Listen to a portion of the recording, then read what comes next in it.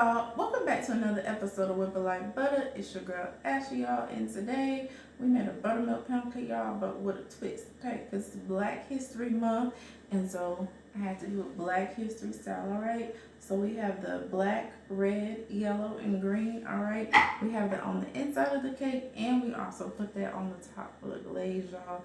This cake came out so pretty. It takes a little doing with all four colors, but it was definitely fun to make.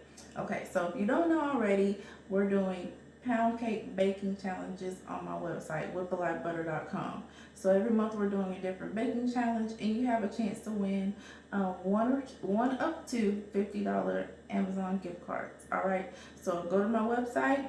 I'll link down to the challenge in the description box. But go to my website every month to make sure that you don't miss the challenge details. And you can also sign up so you can get notified on my newsletter anytime that I post any new content on my website. All right, so let's go ahead and get into it. So I'm show you how to make this cake. Let's go. Okay, y'all, so we always going to start off with our butter. We're using 4 sticks of butter because we're making a mile high pound cake, which I think is perfect for this type of recipe when we're using so many flavors because you want a high volume of cake batter, but you can also make a smaller cake. But anyway, we're adding our granulated sugar slowly to our butter, and we're giving that a mix until it's nice, light, and fluffy. So 5 minutes or so, maybe more if you just need it. Okay, so we're adding almond extract to the batter, and I also decided to go with vanilla bean paste. I thought about maybe doing vanilla extract, which you could also do if that's what you have, but vanilla bean paste is also very delicious if you want to give something new a try. All right, so we're going to scrape down the edges of our bowl right here before we start adding our eggs. All right, so we add our eggs in one at a time until you don't see any more yellow. When it's fading, it doesn't have to be like completely gone, right? And then you start adding your next egg. And we do that one at a time. The eggs are at room temperature, just like our butter. All right, so once we have all our eggs added to the bowl, we're going to go ahead and scrape down the edges of the bowl again. You see how the batter is sticking to the sides of the bowl? We want to make sure everything is nice and incorporated before we add our flour, alternating with our buttermilk. Our buttermilk is also at room temperature. Okay, so we alternate back and forth, starting with our flour and ending with our flour. You all know, if you all followed me before and seen my previous videos, as soon as the ingredient is mixed in, then we stop and we add the next ingredient. I always leave a little room at the end so I can hand mix when I'm using my stand mixer. All right, you can also use a hand mixer if that's what you have. Okay, so we're going in and giving this a nice little mix. Again, try not to do too much, especially since we're working with food coloring. We're already going to be mixing again. And I was nervous about that part. I was like, oh, I don't want to overmix this batter, but y'all ended up coming out great. I was pleased. So we're going to use 4 bowls, and we're going to spread our batter evenly as possible across the 4 bowls. Now, you want to measure your batter, you definitely can. That's just not something that I chose to do. So we're adding like a couple of drops, like 2 or 3. Gauge like the deepness of your color, how many drops of food coloring you want to use. We're using gel. I like gel. It has like a nice vibrant color. So just really gauge by looking at your batter. So some of them I add a little extra, some of them I didn't. I wish I added a little bit extra to the black, but that black is just, it wasn't the black I thought it would be. But you'll see how I deepened it when I did the icing. So note it for next time. All right, so we have our yellow, and we're getting together with the black. You see, I went ahead and add a little bit extra because I already saw it was like bluish, grayish, but y'all trust the process with this. It came out good. All right, give that a nice little mix, and also green. And also, like, if you have a bigger bowl, I would maybe recommend a bigger bowl. It was like nice for like measuring out my batter, but it was a little cumbersome for mixing. But we did the thing. All right, so once you have them all nice and mixed, okay, then we're gonna spray the hell out that pan because we gotta get our pan to a nice base. I'm coming in with my pastry brush and I'm brushing the spray just so it's all nice and even before we add our batter to the pan. All right. So make sure you get the middle part as well, because that's important. You don't want to release on the sides and then be stuck in the middle because that cake is just not going to come out. All right, so I want black to be my dominant color because, yeah, it's Black History Month. So I added the black on the bottom. You can choose to add a different color, but whatever you add to the bottom will be your dominant color. Okay, so then we're going in with the red. And y'all, we're trying to make sure that we get all areas of the batter covering on top of the other batter as much as you can. So it's not as hard when you get ready to smooth the top to make sure you get it fully covered. And you, of course, want to make it as even as possible. Okay, now I'm gonna show you all the next color. This video is a little long, but y'all, I've been hearing like a lot of people, especially in my group, ask how to do these layered cakes. So I wanted to make sure to give you all the details. So this video is a little bit longer than normal. All right, so we're going in with the yellow, and of course, so lastly, we're going in with the green.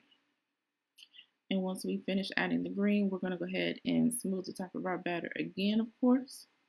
And we're going to give it a nice tap. We already have our oven preheated to 325 degrees.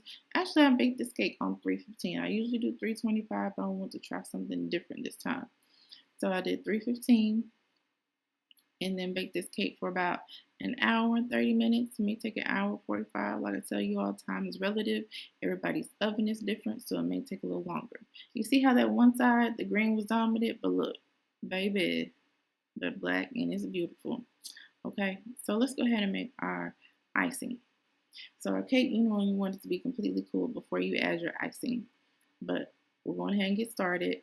I just gave the powdered sugar a nice little whip, and I added the milk until I felt like it was enough. So like, it may take you, this is 3 cups of powdered sugar. You could cut it down to 2. I just wanted to make sure that I had more than enough. I didn't want to like be stretching out the colors. So you could use 2. With 2, I do like 2 to 4 tablespoons. So with 3, maybe 4 to 6 tablespoons. Like I said, enough. I wanted it to be not too thick, but not too thin. So do what works for you. So I filled the first bowl. I don't know if you can tell, but it's filled the most with the black food coloring. Okay, because I wanted to use mostly black. And then we're going in just like we did with the batter. Couple of drops. I started like with 2, and then go ahead and give it a mix and add more as you need it. Now you can't over mix icing, right?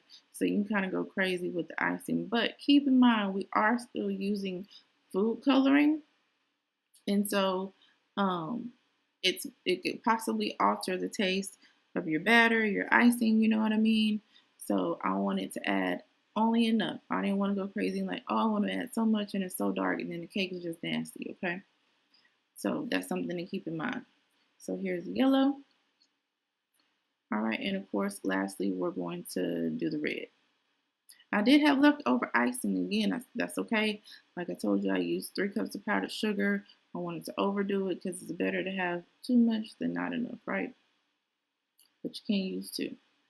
All right, so we're good to go. So I added the black. I wanted to make sure that it really draped over this cake. So I just made sure, to go and get around the edges and stuff too. I wanted that nice little drip off the side. So just do it however you choose. You could also pour your icing or your glaze into a measuring cup for easier pouring, but this poured pretty well. So I let that sit for about 5-10 minutes max. So it can kind of set a little bit before I added the next colors because I didn't want them to like really start bleeding into each other. So I added the red, added the yellow. I'm just doing 3 colors along with the black. So I was trying to like kind of look and get it even. Child, I ain't good with that. And also since I mixed all the colors together before I started pouring, I did give it another mix because a glaze does settle as it sits, right? All right, and then I just went back over a couple of them, just to make sure that the color was as rich as possible. Of course, it's going to settle as the glaze sets, but I want the pop, you know what I mean, going on to this cake. I think it came out beautiful. I was really pleased with the way it came out, and I was like, ooh, I hope when I cut this cake, y'all, that this cake comes out the way I want to, because, honey, this cake was a lot of fun to make. But child, I was gonna be mad if that cake did not come out right, okay? But thank goodness. Woo! Baby, look at that. It came out so lovely. I like the swirls and everything. So let's go ahead and get into the taste test, all right? So So I took a little baking hiatus for January. So this is well overdue to have a little taste of like a fresh pound cake. I had some pound cake in the freezer. I keep a little bit on tap, okay? But a pound cake, like, ooh, I don't know what's better. What y'all think? Pound cake out of the freezer, cause y'all that's bomb too, or a pound cake freshly baked. But give y'all a little secret. Pound cake is best after 2 days. Get that cake, place it in your cake keeper. Matter of fact, let me show you. Like this here, and I know it's hard to resist. You can cut, okay, you can cut one slice. But other than that, don't cut it. Let that thing sit in there and marinate and get all nice and seasoned. And baby, in 2 days, let me tell you, the moisture, the flavor, you'll notice a big difference. And if you can't resist, you gotta eat the cake, bake too. Then you got one that's waiting on you. All right. Oh, it's so nice and moist.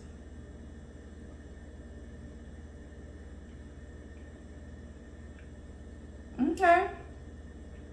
I was holding on to my seat because with all this dye, I didn't want that cake to taste like dye. But it's good.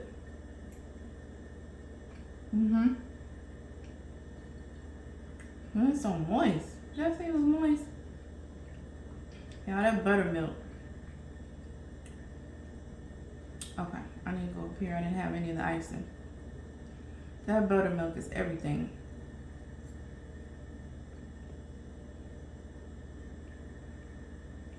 All right.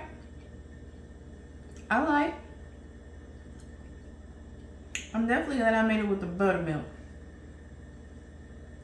because that moisture is on point. I know I said it already, but buttermilk really elevates your pound cake. All right, so you know what I want y'all to do. I want y'all to get in the description box and grab the recipe. Don't be stingy, make sure that you share. And of course, always join me back for more over here with the light butter. Okay, bye. A little more of that.